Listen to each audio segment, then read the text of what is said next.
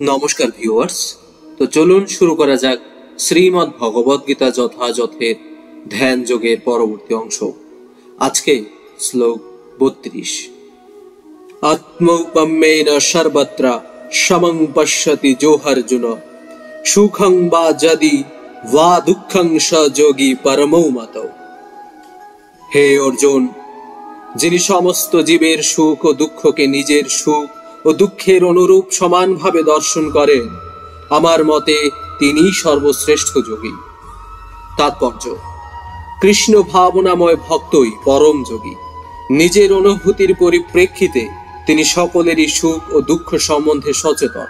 ভগবানের সঙ্গে শাশ্বত সম্পর্কের কথা ভুলে যাওয়ার ফলেই জীব ক্লেশ ভোগ করে। আবার শ্রীকৃষ্ণকে মানুষের সমস্ত কার্যকলাপের পরম ভোক্তা, সমস্ত দেশ ও গ্রহ লোকের মহেশ্বর এবং সমস্ত জীবের অন্তরঙ্গ সুহৃদ বলে জানাটাই তার সুখের কারণ। সিদ্ধ যোগী জানেন যে জড় প্রকৃতির গুণে আবদ্ধ জীব শ্রীকৃষ্ণের সঙ্গে তার নিত্য সম্পর্কের কথা ভুলে যাওয়ার ফলেই ত্রিতাপ ক্লেশ ভোগ করছে। আর কৃষ্ণ ভাবনাময় ভক্ত নিজে আনন্দের স্বাদ লাভ করার ফলে সর্বত্র কৃষ্ণ ভাবনামৃতের জ্ঞান বিতরণ করার চেষ্টা করেন।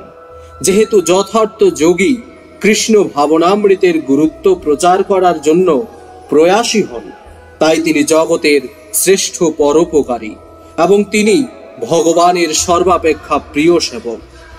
না চ তস্মাংশ নিঃশেষু কষ্টিস্মে প্রিয় কৃত্যম।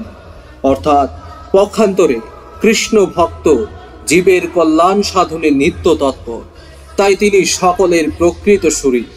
তিনি সর্বোত্তম যোগী, কারণ তিনি ব্যক্তিগত স্বার্থ সিদ্ধির জন্য যোগের সিদ্ধি কামনা করেন না, সমস্ত জীবের কল্যাণ সাধনের জন্য সচেষ্ট থাকেন। তিনি অন্য জীবের প্রতি হিংসাপরায়ণ হন না। শুদ্ধ ভক্ত ও সিদ্ধিকামী যোগীর মধ্যে এটিই হচ্ছে পার্থক্য।